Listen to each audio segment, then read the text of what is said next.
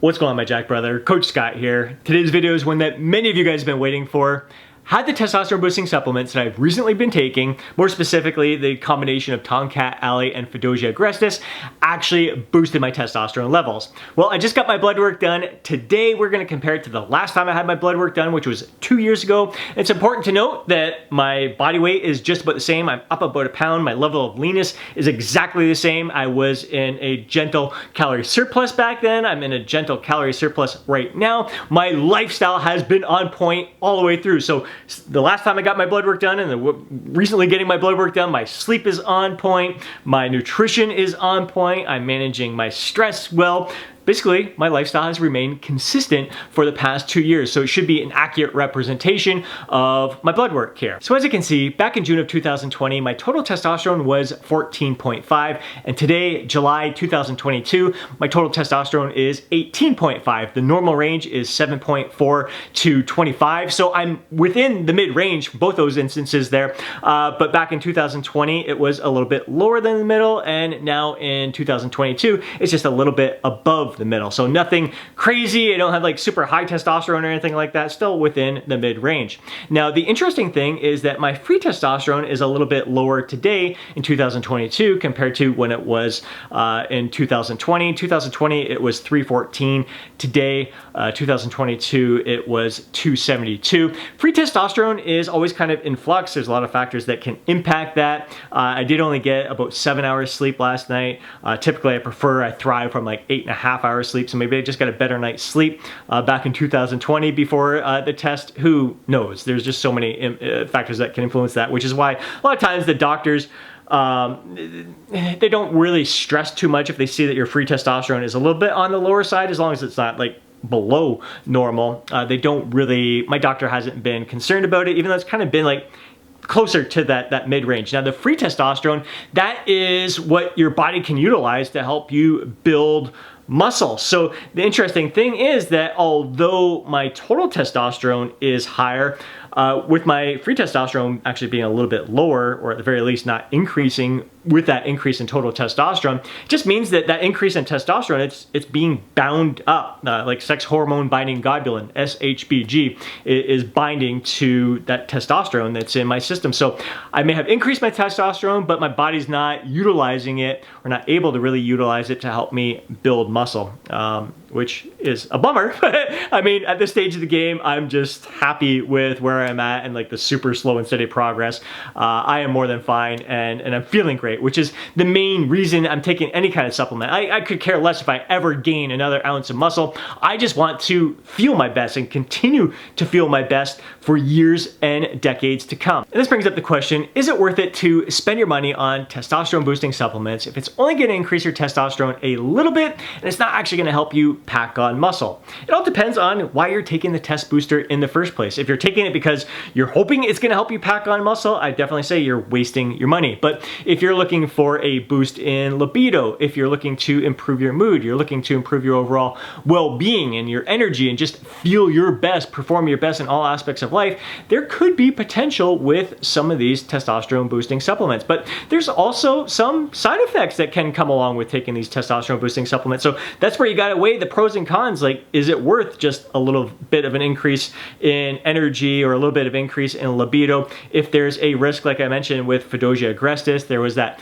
one mouse study that showed in higher doses over a long period of time that there was potential to damage the testicles, and that's why they recommend kind of cycling on, cycling off, and we just need more research. So with a lot of these testosterone boosting supplements, there's just not a lot of research in it, and as we're finding out recently, a lot of these, like what's in our supplements isn't actually what's in our supplements. So a lot of the lab tests that are being done aren't really indicating what's truly in our supplements. So we're taking a risk when it comes to a lot of these supplements. So you really got to weigh the pros and the cons here.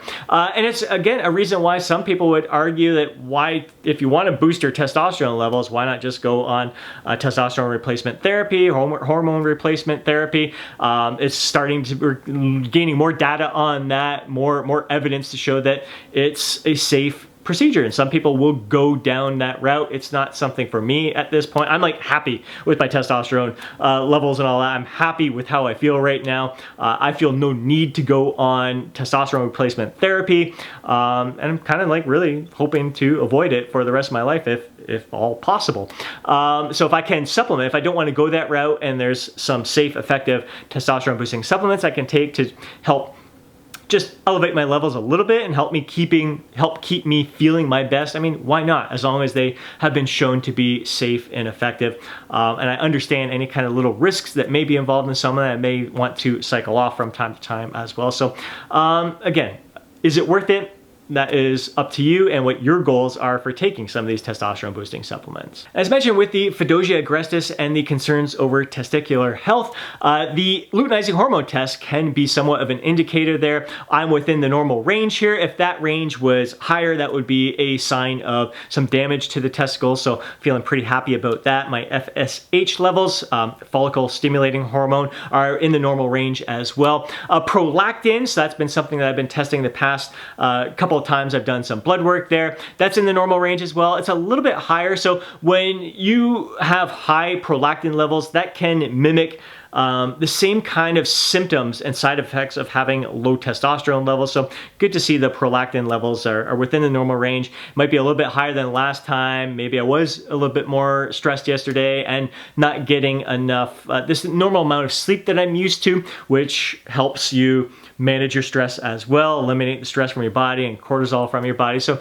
that could have a little bit of a factor and an impact in there. So let's take a look at some other numbers here. My B12 is just about the same as it was 2 years ago. It's in the normal range. My doctor's happy with that. Now I started seeing my naturopath doctor a year ago.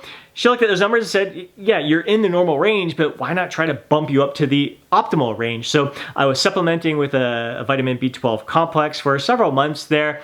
I can't say I really noticed a difference of any kind. I don't know if you should expect to see much of a difference when you're supplementing with that. So I stopped taking it for the past several months. It's something I may consider taking again and maybe just kind of reevaluate the situation, have a greater heightened sense of awareness if there is any kind of benefit to that.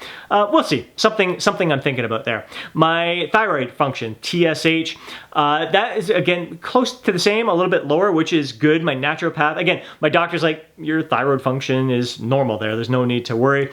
But my naturopath is looking at me, my lifestyle, and how dialed in I am. And she says that she'd expect to see that number closer to 1 than where it's at right now, like closer to 3. So that's interesting. It's fascinating. I'm not sure what I can do to improve upon that. Just something that I'll keep my eye on and be aware of. Again, that's something that I think can vary from day to day as well. So again, just little things I'm just keeping an eye on there. Now, the other reason, so I'm not just getting this blood work done to satisfy you guys in my YouTube community here in regards to testosterone and my male hormone health. That's important to me as well. But the most important thing, getting this blood work done, is my overall health, my overall well-being. My dad recently diagnosed with prostate cancer. On top of it, managing it well. He's about to start some treatment there, and the prognosis is fantastic. But it's still something that I'm concerned about, something that I want to stay on top of. So again, as I've heard in many comments on any video that I post in regards to boosting testosterone, there's some other guys out there who have had prostate cancer, and they're like warning me, like, you don't want to be boosting your testosterone levels too much there, running the risk of increasing risk of prostate cancer. So little things to concern about there. My uncle recently had a heart attack at 66 years young, the same age that my grandfather was when he died of a heart attack. Now my cholesterol has been fantastic for all these years. Every time I've gotten it checked, my blood pressure is like low. My blood pressure is I think like 110/65. My heart rate is like 40. When I'm lying down, it's like 35. So it's low. Heart function seems to be pretty damn good. I did monitor my cholesterol. We didn't test it the last time, probably because it's always been good. But interesting enough, like this time compared to 5 years ago, back in 2017, my HDL, the good cholesterol, is a little high. I think like the HDL is supposed to be between 1 and 1.8, and I'm like 1.88. So it's like just a little bit higher than normal. Good cholesterol, I don't think is too much to worry about. My low LDL cholesterol is in the normal range there. So, but again, something to keep an eye on. Here I am. I'm going to be 47 years young pretty soon. So I want to make sure I'm on top of my heart health. I want to make sure I'm on top of my prostate health, just my overall well-being. Now, one thing that caught my attention was this was the first time my doctor has ever requested a belly Ruben test as part of my blood work here, at least since I've been getting it done over the age of 40. And that's to test like your liver function there. And mine was a little bit above the normal range there. So that can be an indicator, like you may experience like jaundice or some gastric distress. It could be a sign of gallstones. Like I'm feeling fantastic. I don't feel like my skin's been yellow. Now I did have jaundice when I was a baby. That's usually when you see that test being done. So I kind of found that interesting. I'll be interested to see what my doctor says when I have the consultation there. I just got the test done today. So he's just getting the blood work returned to him the same time that I was getting it sent off to me as well. So I will be interested to have that conversation with him. Interesting to hear what he says about the cholesterol and all that as well. So yeah, just fascinating, something to be aware of. And again, kind of looking into the testosterone boosting supplements, any supplement I'm taking, and will they have any kind of impact on my liver? Because that's definitely not worth it to take any supplement that runs the risk of having a negative impact on my liver. My kidney function, top notch, everything is looking good with that. The creatine levels, I mean, I take creatine monohydrate. Creatine levels are great, and kidney function is great. All the other blood work, like red blood cell, white blood cell count, like all that other stuff is absolutely fantastic there, all within the healthy normal ranges there. So all in all, I'm really happy with my blood work and where I'm at right now. Just being proactive, just monitoring everything, and sharing it with you guys there. So hope you enjoy this kind of transparency, be sure my actual numbers here and everything. Just again, keeping things raw and real and being open and transparent with you guys. Now, when it comes to supplementation, I gotta say, like, the fadogia agrestis, even though, like, when you look at it, it's basically a supplement there's not a lot of research on out there. The one mouse study did show that there could be potential risk for testicular health. It does scare me. Something like that. I'm like, is it worth the risk there? You hear a lot of other people kind of brushing off like it was one mouse study. It was like high dose and over an extended period of time. So if you cycle it, go on and off at once a month kind of thing, every other month type thing, will you be safe? I don't know. I don't know if that's something, a supplement. Will I supplement with fadogia agrestis again in the future? I'm not sure. Probably not, I'm thinking, but I do like tongkat alley. That's something I'm going to definitely work back into my supplementation. I took a little break. Something that you should cycle on and off of. It can be an adaptogen there, so you don't want your body adapting to it. You want to give your body a little bit of break and get on, so you keep the effectiveness of it over time. So what I think I'm going to do this upcoming time is pair tongkat alley with Cystanch. Cystanch is another supplement that I have taken in the past. Again, great for libido, hormone health, all that kind of stuff as well. So I'm going to be interested to see how that combination works together. I'm going to be using the brand Nootropics Depot. I'll include a link down below to those guys as well. Really happy with the lab testing that they do there. As I mentioned earlier, a lot of times it's hard to trust what's actually in our supplements. These guys have like freaking top-notch lab in there where you know what's in their supplement. So they're gaining more and more of my trust over any other supplement company out there. So tongkat alley and Cystanch from those guys is definitely something I am going to be taking very, very soon, probably within the next 2 to 3 weeks here. So really looking forward to reporting my feedback to you guys with that little experiment there. So again, I hope you enjoyed this video. If you did, please do me a favor and smash that thumbs up button. I really, really appreciate it. If you want to see more videos like this, be sure to subscribe to the channel and hit that alert button so you're notified each time I upload a video. If you know a fellow bro who would benefit from watching today's video, please do him a favor and share it with him. More than anything, I'd love to hear from you down in the comment section below. Share your thoughts, share your insights, share your feedback. Before you go, don't forget to download your free guide, Lose Fat, Get Jacked.